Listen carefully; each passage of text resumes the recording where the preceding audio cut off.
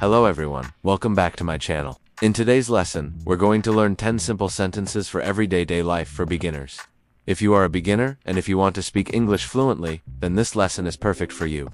Let's start. Today in this lesson, you will learn 10 simple sentences for everyday life. These are very useful. You can use these anywhere, anytime. I will also share with you some tips on how to speak English naturally. So let's start. Know one sentence, I would love to, which means I would love to go to the beach today. It shows your desire. It shows that you really want to do something. I would love to watch that movie, but you don't have time. I would love to call my friend now, but I'm busy. This sentence shows your desire. I would love to. No. 2. It's been a while since, which means it's been a while since I saw you. It means you haven't seen that person for a long time. It's been a while since I visited my parents. It's been a while since I had pizza. When you haven't done something for a long time, you can say it's been a while since. No. 3. I appreciate your help. Thank you for helping me. It's not necessary that when somebody helps you, you need to give them money, but you can say I appreciate your help. No. 4. I can't wait to see you. When you are waiting for something, when you are waiting for an event. For example, you can say I can't wait to see you to your friend or your family member or whoever.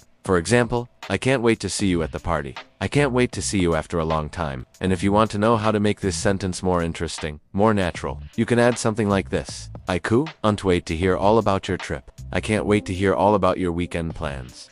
Number 5. It's not that. It's not that I don't want to help you. It's not that I don't want to go there. But it's not that plus reason why you can't do that thing. It's not that I don't want to go to the gym. It's just that I don't have time. Number 6. Could you please do me a favor? Could you please buy milk on your way home? Could you please pick up the dry cleaning? Could you please mow the lawn? When you ask somebody to do something for you, you can say, could you please do me a favor?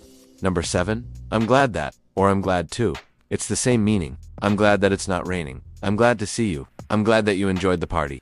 I'm glad to hear that you're doing well. I'm glad that plus the rest of the sentence. No. 8. Let me show you, or let me introduce you. Let me show you around the city. Let me introduce you my family. Let me show you what I mean. I'll just quickly open the window. Let me show you, or let me introduce you to someone. No. 9. What's the best way to cook chicken? What's the best way to get to the station? What's the best way to say no? For example, when you want to know the best way to do something, you can ask what's the best way to do. And number 10, I'd rather stay at home. It's Friday night. Your friends invite you to go clubbing, but you prefer to stay at home and read a book. You can say I'd rather stay at home. Or they ask, what are you doing this weekend? And you say, I'd rather stay at home. It means you would prefer to stay at home instead of going somewhere. Instead of saying I'd rather stay at home, you can say something like this. For example, I'd rather stay at home and watch a movie. I'd rather stay at home and read a book. So instead of going somewhere, you will stay at home and do something. So these were our 10 simple sentences. Now let me share with you some tips on how to speak English more naturally.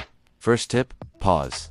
People usually speak too fast without any pauses. They speak without any pauses and it's difficult to understand them. So try to pause. Try to speak a little bit slower. Take pauses when you speak. Tip no to stress the important words. For example, in this sentence, she likes playing tennis. Which word is the most important? The most important word is playing. So when you speak, try to stress the important words. How do you stress those words? You pronounce them louder. You pronounce them a little bit longer, and your intonation goes higher. Tip number 3, intonation. When you speak, your intonation goes up and down like this. Don't speak like this.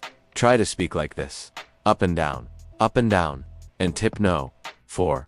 Don't be afraid to make mistakes. When you make mistakes, don't worry. It's normal. Everybody makes mistakes. Even native speakers make mistakes. Okay? Don't be afraid to make mistakes. Just speak. And tip no. 5. Practice makes perfect. So if you want to speak English well, if you want to speak English fluently, then practice, practice, practice. Practice with yourself, practice with your friends. And I hope now you feel more confident. You feel more comfortable speaking English. So that was our lesson for today. I hope you liked it. If you did, give it a thumbs up and share it with your friends. Subscribe if you haven't yet. And I will see you next time. Bye.